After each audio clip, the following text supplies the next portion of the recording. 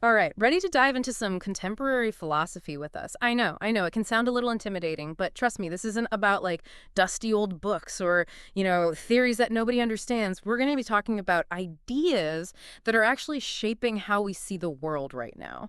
Everything from, how we understand gender to like how we interact with technology, all that kind of stuff. Yeah, think of it this way. In the 20th and 21st centuries, like things changed so rapidly Yeah. and philosophy had to adapt, right? So it became less about, following this rigid set of rules and more about, well, exploring new ways to think about the really big questions. So I guess like let's kick things off with one of the movements that really shook things up in philosophy, postmodernism. Have you ever heard that saying, history is written by the victors? Yeah, That's a great like example of how postmodernism makes us rethink like what we even consider to be true, you know? exactly. And it really gets at the heart of postmodernism, right? Which is this idea that, there isn't just one single objective truth. Instead, it says that our understanding of reality is shaped by, things like power dynamics, the language we use, our cultural background. It's sort of, like how we all have our own lens of how we see the world. Right, right. And a great example of this is how we think about scientific progress. And we tend to think of science as this steady march towards, one objective truth. Like it's just moving forward. Yeah, exactly. Yeah. But postmodernism asks us to consider, like, well, who's actually defining what counts as progress? And, are there any voices that are being excluded in these discussions? That's such an interesting point because it's not about saying that science is wrong, but understanding those, power structures that shape it. And I guess it makes you realize that knowledge isn't always as neutral as we might think. Ah, Absolutely. And you can apply that to so many different areas of our lives. Like, take, for instance, the way we think about mental illness. So what we might have considered like demonic possession in the past, we now understand, through more of a medical lens, right? right. But postmodernism pushes us to think a little deeper and ask, like, well, are there any cultural biases that might be influencing our current understanding of mental health? You know? It's about constantly questioning, isn't it? And examining those assumptions that we bring to the table. Now, I guess when it comes to like the big thinkers who really embody this approach, names like Lyotard, Foucault, Derrida come to mind. They were all like instrumental in kind of developing these ideas. Yeah, they really were. And they each had their own unique contributions. Lyotard, for example, he was really critical of these big overarching narratives, right? Like these huge explanations for everything. Yeah, these grand narratives. Yeah. He argued that those narratives often ignore the, experiences and perspectives of marginalized groups. So, it's really important to think about whose voices are being included and whose voices are being excluded. Right. Foucault, on the other hand, he really delved into how power operates, and not just through, physical force, but through language and these knowledge systems. So it's much more subtle than we might realize. Exactly. And then you've got Derrida, who really challenged the way we categorize the world. He, showed how these binary oppositions that we often take for granted, like male, female, good devil, how these can actually limit our understanding of the world. It's like they're really pushing us to look beyond the surface Yeah. and consider all those complexities that shape our reality. And well, speaking of challenging, traditional power structures, that brings us to another like super important movement, feminist philosophy. Right. And, for a long time, philosophy was really dominated by men. Oh, yeah. And the perspectives and experiences of women were largely absent. So feminist philosophy seeks to address this by centering those experiences and, highlighting the ways in which gender influences our understanding of everything, really. Yeah, like it's bringing in that missing half of the equation. Yeah, exactly. Now, one of the, I guess, key figures in this area is Judith Butler, and her work on, gender performance has been so influential. Can you tell us a bit more about that? Absolutely. So Butler argues that gender, is not something we're born with, but rather something we perform through our actions, behaviors, and the ways we express ourselves. And this really challenges the traditional idea of a fixed binary understanding of gender, like that it's simply male or female. Right. So it's more like a role we play rather than an inherent part of who we are. That's a pretty like radical departure from those traditional views. It really is. Yeah. And it's sparked a lot of debate. Some critics argue that it downplays those biological differences between sexes, while others really embrace it as a way to understand the, fluidity and diversity of gender identity. Yeah, it's definitely a complex idea, but I think it's so crucial in opening up these conversations, about gender identity, transgender rights, and just how gender roles impact our lives. Absolutely. And it really highlights the power of feminist philosophy, Mm. right? Not just to challenge these traditional ways of thinking, but also to advocate for social and political change. It's about action, too. Yeah. So we've talked about questioning truth, examining power structures, through the lens of postmodernism and feminist philosophy. Let's shift gears a bit and talk about, I guess, a field that's become like incredibly relevant in our world today, and that's environmental philosophy. Yeah, and with the climate crisis and all the environmental degradation that we're seeing, I think it's more important than ever to consider our ethical relationship with the natural world. And that's really what environmental philosophy is all about. It asks questions like, do trees have rights? What are our obligations to future generations?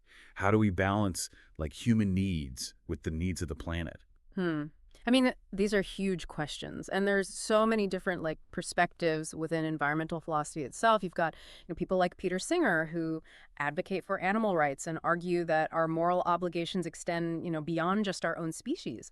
And then there are those who take more of a holistic approach, like the deep ecologists, who Wow. really emphasize the interconnectedness of all living things. Yeah, and we can't forget about, ecofeminism, which connects the domination of women with, the exploitation of nature. Yeah. And they argue that both of these actually stem from those same patriarchal systems of power. This is a very multifaceted, area. It really is.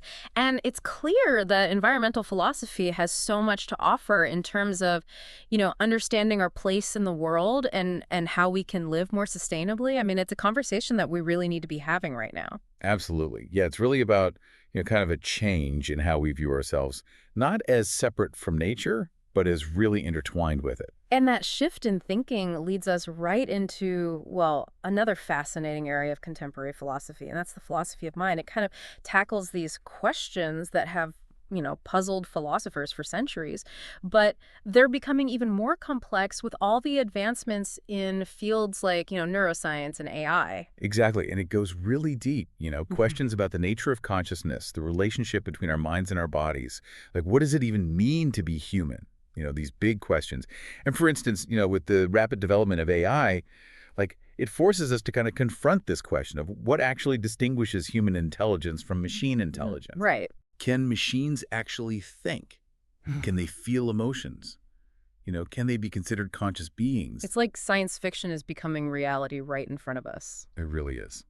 Now, remember that classic mind-body problem? It's that age-old question of whether our minds and bodies are, separate entities or kind of two sides of the same coin.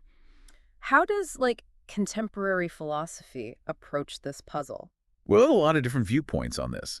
Some philosophers argue that our minds are just a product of our brains, right? It's like a complex network of neurons firing these electrical signals.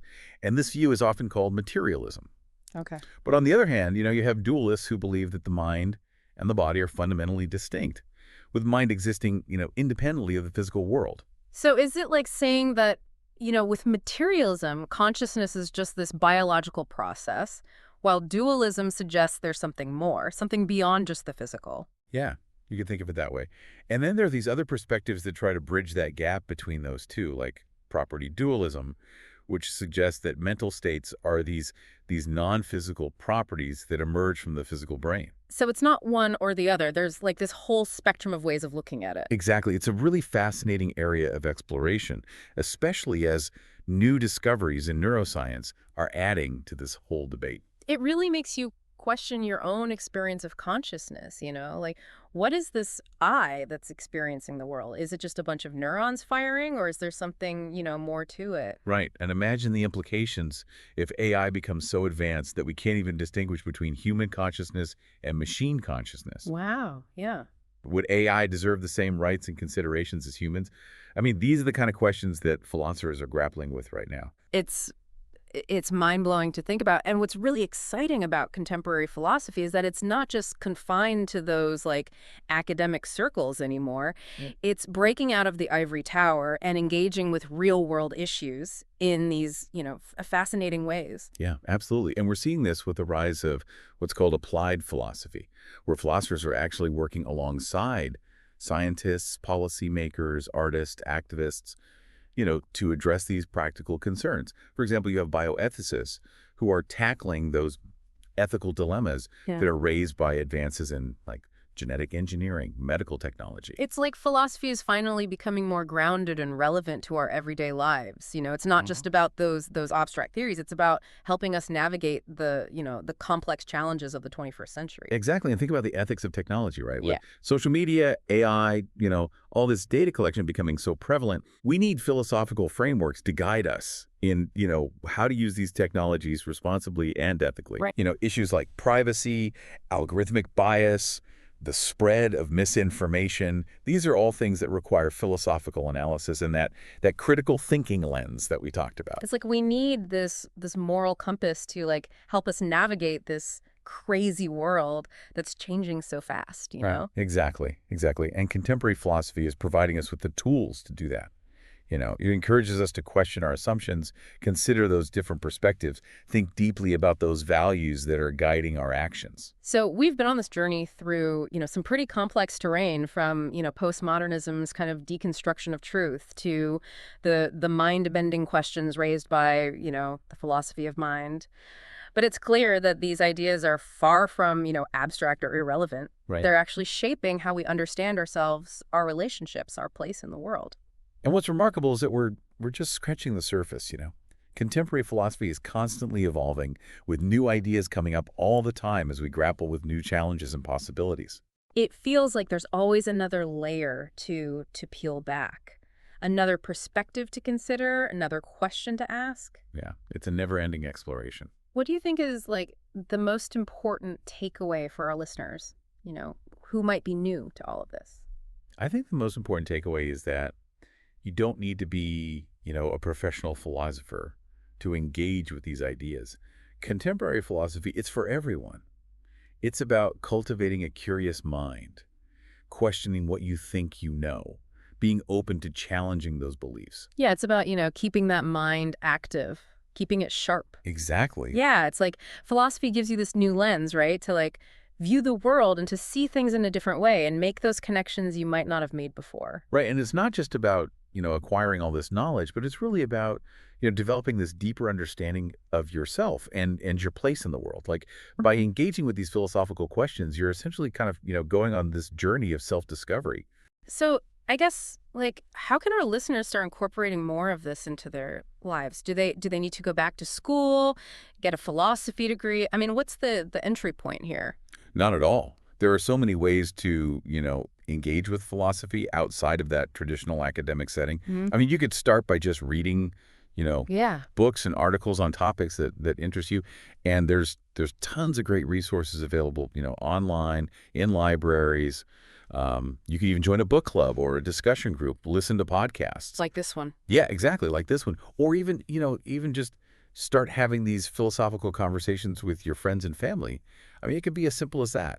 It's really just about, being curious, asking those questions and being open to new ideas. And who knows, maybe, you start those conversations and things get really interesting. Absolutely. You might find yourself questioning those long-held beliefs, discovering new perspectives, even changing your mind about things that you thought were, set in stone. That's the beauty of it. It's this constant process of growth and evolution. It's like a mental adventure, always exploring these new territories of thought. And it's an adventure that anyone can go on. Exactly. And who knows, maybe by engaging with these ideas, you'll actually, contribute to the philosophical conversation yourself. Yeah. I mean, some of the greatest philosophical insights have come from people who weren't, professional philosophers, but just people who were curious and passionate about understanding the world.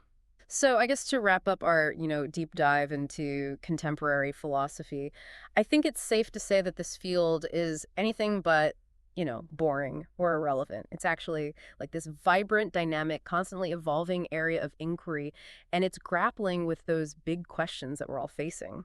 Absolutely. It invites us to, think critically, challenge those assumptions, and really engage in those meaningful conversations about the values that are shaping our lives, our world. And ultimately, it just empowers us, doesn't it, to live more thoughtful, conscious, and engaged lives.